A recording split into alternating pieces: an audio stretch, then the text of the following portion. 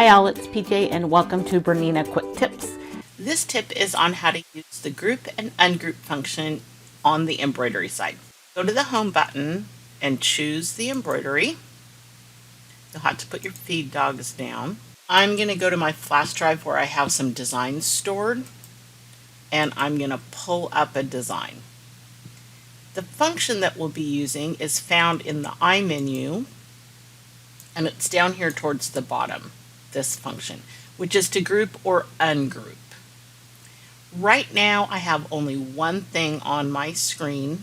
This item is selected. If I choose this function, you'll see that I have the squares with the minus.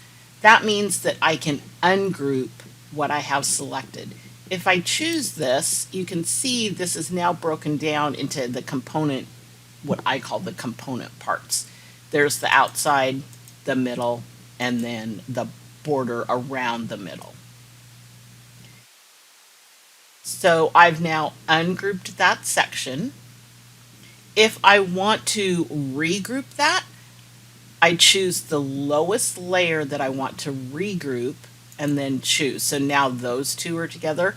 The group will join the layer you have chosen and the one above it. So this is the layer I've chosen, so I'm on layer 1.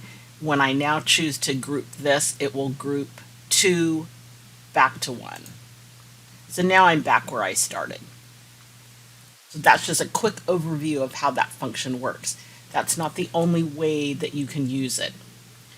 I am going to go out of there, and I'm going to choose my oval hoop so that we have a little bit more room. I have this chosen, so I am going to duplicate this. We're going to set up a little design here. And I'm going to duplicate again. So now I've got 3. And here, I'm going to go up to here, and I'm going to move this up vertically. You would just twist your knob and it would go much quicker. I'm on the simulator, so I'm having to just kind of hold this down. So I want to put this one in line where this one is too. So these should just be touching. If I zoom in, you can see here's my bottom one, and here's this. I can also look at where the measurement is here. So if I choose this top one, so I'm at negative 515. If I choose this top one, I'm at plus 515. So those are exactly centered.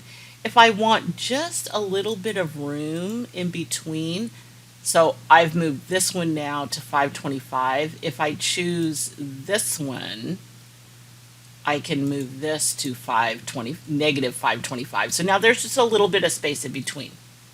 You can choose either from on the screen or from the layers. I'm going to move this back so that you can see. Generally, when you stitch, you want to stitch from the inside to the outside. So this first one, which is in fact the center, is where I want it to be. And then here I go to the bottom and then to the top. So order-wise, those are exactly perfect. What happens if I say want to move the 2 outside ones exactly the same amount, but I don't want to have to do it separately? This is another place that the group function can come in.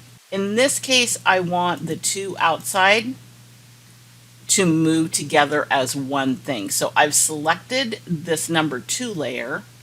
I'm going to go back to my I menu, and I'm going to go to my group and ungroup. I'm going to choose this, and when I group now, it's going to take this layer and layer number 3. So those are now in one layer. When I move those will now move as one. So here, so say I want to move those up, and again, you would just use your knobs, but you can see that those are now moving together and I don't have to move them separately.